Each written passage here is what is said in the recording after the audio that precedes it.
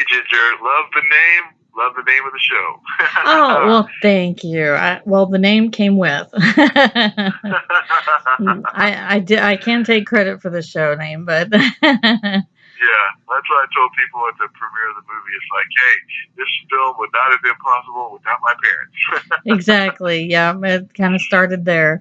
I was supposed to be a Jennifer, but there was a few people with like the same name at the time, and like that were born, and so they decided it might be too common, so they went with Ginger. And I have barely met a Ginger since. Like I really rarely run into them, so it's kind of Well, nice that's cool. actually. Yeah. Yeah. Well, I have to tell you that I'm a big film critic and I mean like I know what's CGI and what's not, and like my daughter was a film major, so like I'm just incredibly immersed in movies.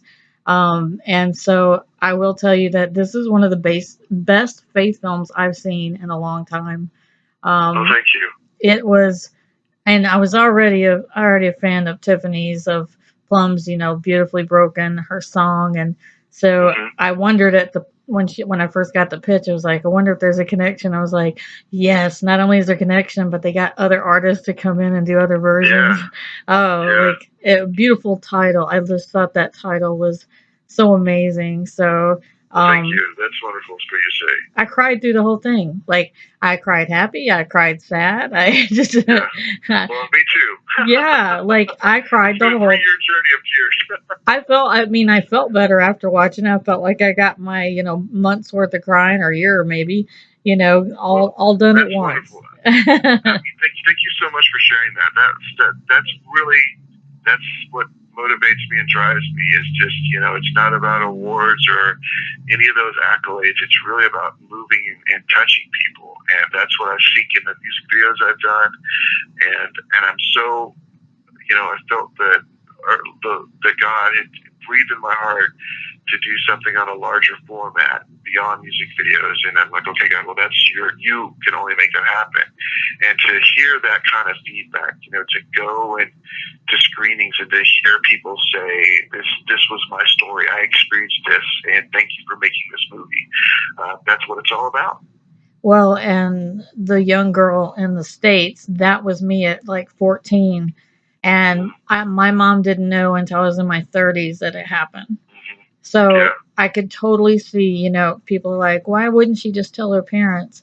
I didn't yeah. act it out. I did the other part. I went, kind of, I started being more introverted and Mm-hmm. just not wanting to be a part of things. And, my mom knew something was wrong at the time, but, um, Yeah, she was going through a lot at the time and I just couldn't throw it in on top of whatever else my mom was going through. And sure. so I mean I can see that, and I can see how easy it is that someone on the other side of the world might be easier to talk to than somebody you've known all your life. Sure. No, well, That that's happens. the thing about chat rooms and Facebook and all this. It's so online world. It's easier to really tell someone what's going on in your world when there's a little bit of a distance there, and that's how some people deal with things. Everyone deals with things differently, and that's.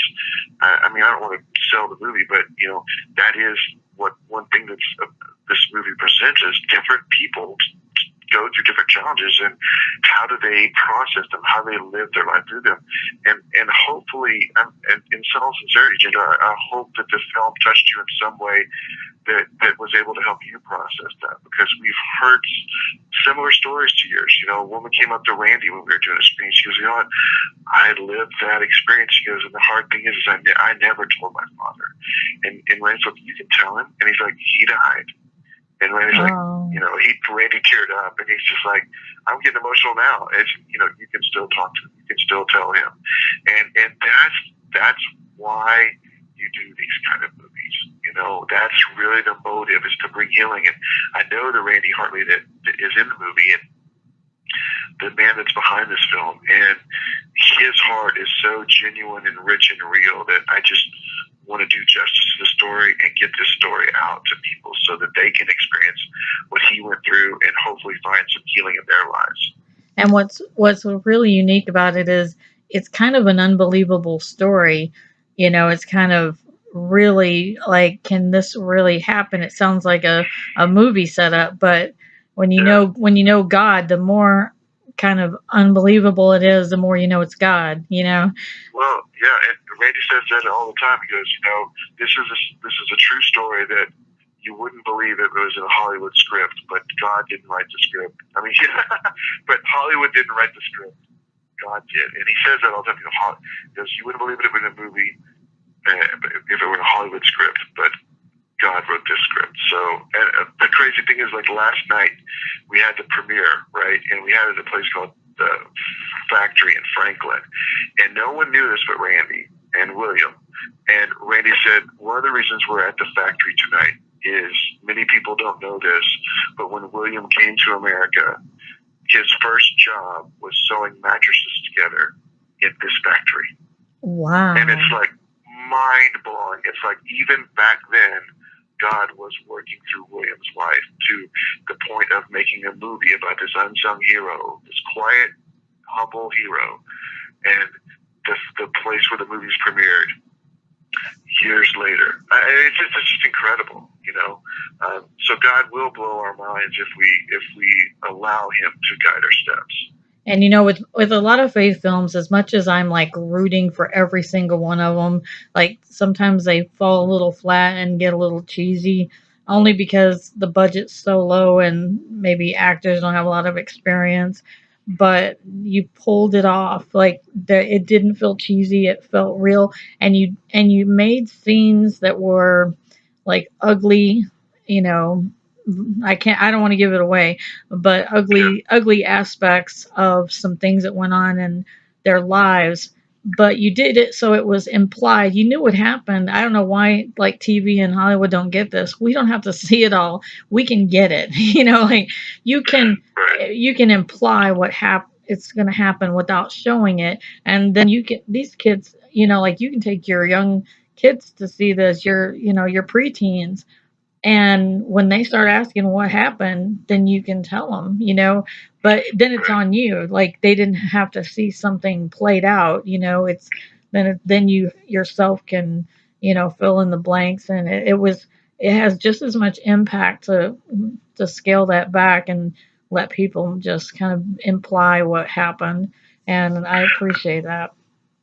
I think that's true. I think that was one of the fine lines we were trying to walk with this film is how much do you show, how much do you imply, and we don't want to be graphic, you know, we don't want to go over the top of things, but we want to let people know these people that go through genuine hardships, you have to know a little bit of what someone has gone through to understand how glorious their testimony is. And not that you get bogged down in the weeds of that. People are smart enough to understand, okay, I get what's happening here. Yeah. Like, I don't need to know all the graphic details. I understand this person's issue. I understand this person's trauma. But let's get into how they walk through it, because that really is the applicable part of our lives. If I know enough about a person to know, hey, I don't need to know all the details, but I get that you went through this situation. So what happened to bring you to the place where you are? That's the part that we try to bring forth in this film. And that's the hope of this movie, is that no matter what we've gone through, God can work through our pieces of our heart and the parts that have been broken in our heart and bring something beautiful out of that. And in some scenes, like the one that I personally related to, like it's traumatic for me to watch those kind of scenes if they're in a movie. I have to close my eyes and my ears. I can't watch them. Like it's too traumatic because it's like PTSD, you know. And so for some people, it's a great thing that you don't show some of that because they don't need to see it. You know, like Yeah. it's hard for them. I'm curious. So I mean, I was basically born loving movies, but have you always wanted to be in films or to make films? Well, you know, it's interesting. I got the bug when I was in my younger years, and my cousin and I were making Indiana Jones and Star Wars movies with our own video camera at home. So, you know, and then I got into music. In high school, I was more doing music, and in college, more doing music and studying radio, which was kind of crazy.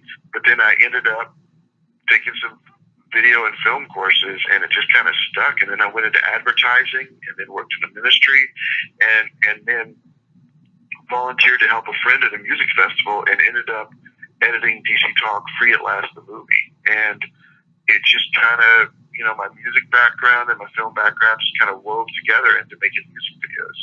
And I've been blessed and honored to work in that for many years. And the feature film just felt like, I'm really driven by strangely enough, I'm really driven by YouTube comments. I'm really driven by what people say about music videos, and with Carrie Underwood, See You Again. I would read those YouTube comments, and people would say, "Oh, this reminds me of my father who passed away," or "I haven't talked to my brother in 10 years. I should call him." "I love you, Dad." And you read those stories on YouTube comments, and it's like, okay, it's connecting with people. That's what's important. And I just felt a few years back the breath of the dream of creating something that had a little bit longer life and a little longer shelf value of impacting people. And that's when I got this script, and it seemed like the right thing to step into. Now, what I understand is you actually grew up or was living near the family at the time. Like, did you know the Hartleys? No, I did not know the Hartleys. I actually came across the script through a producer of several artists' music. I had done music videos for some of his artists, and he loved what I did in the music video world. So when he got this story, he said literally that, I'd love for you to do this movie. And I took a look at the script, and I had done missions trips to Nigeria and South Africa both, and I just fell in love with African people. They're so beautiful. And so it just kind of, I had a touchstone of emotion to it. So I'm like, yeah, I'm going to take this on. And since I've got to know William and Randy from the film very well, and they're great people, just salt of the earth, wonderful people. Well, and I think it's like you want to meet them, like that. The whole, like everybody that's in the film, like it makes you want to meet the real people because you get so endeared to all of them as people. I mean, it's one thing if it's a character, but then if you know it's a true story, it just makes you kind of fall in love with them a little bit more. I love what you did with the music video, Beautifully Broken. You shot that, correct? The Beautifully Broken music video for Plum, someone else filmed the footage of it, and I edited it together with the movie clips and just kind of did the color treatment on it. Oh, okay. So I can't completely totally take credit. Yeah. That's all right. Hey, anybody that touched that was a really great music video. Well, good. I'm glad you enjoyed it. So the Toby Move music video that we did with the movie, I was completely involved in that one, but I have to give credit when credit's due. Plum had worked with, I think someone in her band actually filmed her performance, and then I just kind of mashed it all together. So I'm the mad scientist in the background. Hey, I'm in radio. I do editing all the time. The editing is no joke. You know what to edit, how to edit, what do you put together, what's extra that maybe doesn't need it, how do you concentrate it. I want to know like what it was like. Had you ever filmed in Africa? Had you been there? What was that like? Yeah, I spent 2 months in Nigeria on a missions trip, and then I also went to South Africa and spent 2 weeks there on a separate missions trip several years later, and I was part of the film team on that missions trip. So it wasn't quite on the scale of this movie. The African crew that we worked with in South Africa filming the Rwandan scenes was incredible. I would work with those guys. I would take them anywhere in the world. They were just an amazing crew, beautiful people, and just worked really hard to make this movie come together. I can't stress that enough. They're just genuine, lovely people, and also skilled at what they do. They were a complete pleasure to work with. There were some very tense moments in Africa. I mean, there were some kind of nail biting scenes where you're like watching, you know what I'm talking about, where it's just the beauty of just the it's kind of like Alfred Hitchcock said, there's two different ways to make a bomb, come across in a movie.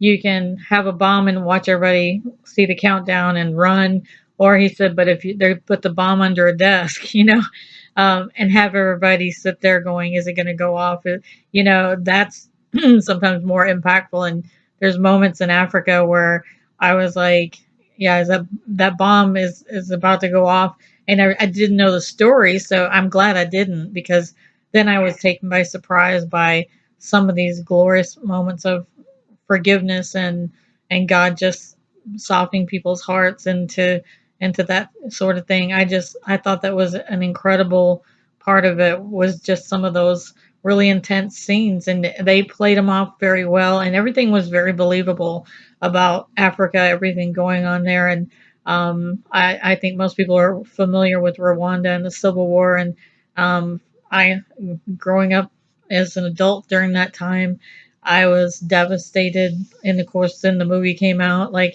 it was just a very hard time, and I thought it was great that that's kind of where you start, and Hmm. that it's that long of a period of time. Something could start that so early in time, and then farther Yeah. that much farther down the road, God's still working in that same area, those same people, Hmm. those dads. Yeah. I think it was great that you made a dad movie, because I mean, it showed stand-up dads, and that I Yeah. think that's needed. I think we need more stand-up dad movies like this. Well, I think, you've touched on so many things. I think the first thing is just, like, you know, this is a story of three fathers and how they protect their families and what lengths they would go to. One went to Africa, one went to America, and the other went to prison. But I think you can't understate the power and the importance of the women in this film, because when these men were trying to figure out how to protect their families, it was really the strength of the women in the film that held the family together in so many ways. When one father goes to prison, um, that that She's strong got to be the mother glue. Yeah. held that family together. And I think it's a twofold thing. I think women will find strength in the characters in this film that are women, but I think that when my mother saw the film, she's like, men need to see this, and wives need to take their husbands to this movie so they see it, because it strengthens and it empowers men, but it also shows the importance and the strength of the woman in the family. And so I don't think you can separate those two. I think, they always say behind every great man is a wonderful woman. And I would say beside every great man is an amazing woman, because it really is a partnership. And I hope the film portrays that. The other thing you point out is, the Rwanda aspect of it. And, our movie, the Rwandan genocide, is the launch point of action that begins our movie. But it's not a movie about genocide. Right. It's a movie about how But it gives a background. Yeah. Yeah, each of these families deals with their own issues. And the first one is, it's just a great way to start a movie, is coming out of a roadblock scene, and you're thrown into action, Yeah. and that's really the beginning of the film. And I don't think the film really gets in the weeds on any specific trauma aspect. You see the trauma of each one of these families, but how they get through that, through their faith and their reliance on each other, that's really the story of this movie. And that's where you see the hope, forgiveness, and redemption in this story. I think it's great as it has so many incredible layers to it that nothing really outshines all the rest of them. There's so many, there's so many strength in the layers, that it's not a movie about Africa. It's not a movie about young girls. It's not a movie about dads. It's not a movie about moms. It's like, it's about all of these things, and reaching people across the world. How one girl's effort to reach out to someone on the other side of the planet, there's little, to me, that's just kind of a little Easter egg moment where you're like, really, that little girl was a catalyst, and she felt powerless at the time, but she did something so powerful that really connected them all. I mean, that really did be that connection. And so and you never know what that moment's going to be. Yeah, exactly. You never know what the moment is that's going to help someone else deal with something. I see it all the time. Not just go back to Carrie Underwood, but to go back to Carrie Underwood, I put the shot of a tricycle in rolling across a little pavement of a driveway. And there's so many images in that music video. It's a montage of just multiple artistic shots. But all the things that you think are going to impact people in that video, see you again, you okay, that's going to move people, that's going to move people. The tricycle shot was just kind of cool and artsy. I put it in, and one of my friends who actually worked on the music video, he had seen multiple cuts of it, and he's like, man, I love this music video, but when you put that tricycle shot, I thought that was really powerful. Yeah. And it's just like they had lost a family member, a child. Yep. And to him, that symbolized that child, that empty tricycle. That's how I took it. Yep. Wow. Okay. And you know, thank God. I mean, that's just, you never know what's going to touch someone's hearts and be a touchstone of healing to those people, or to people in general, I should say. And okay, great. You know, that's just God doing his thing, and you can't take credit for those things. You literally cannot take credit for those. You cannot say, that was my amazing idea, and I knew that was going to impact people.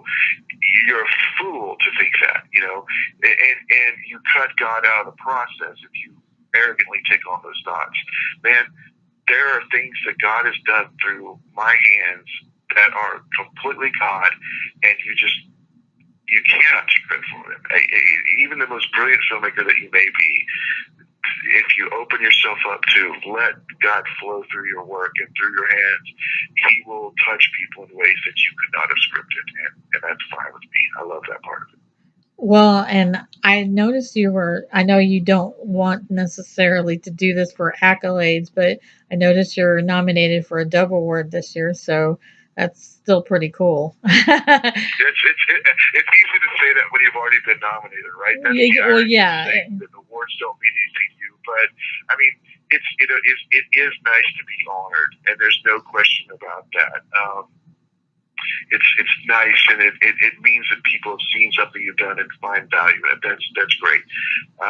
It is more important to know you're touching people's lives. Some of the work that I've done that I'm the most proud of never was nominated for anything, and yet you see it affecting people's lives. That's completely what it's all about.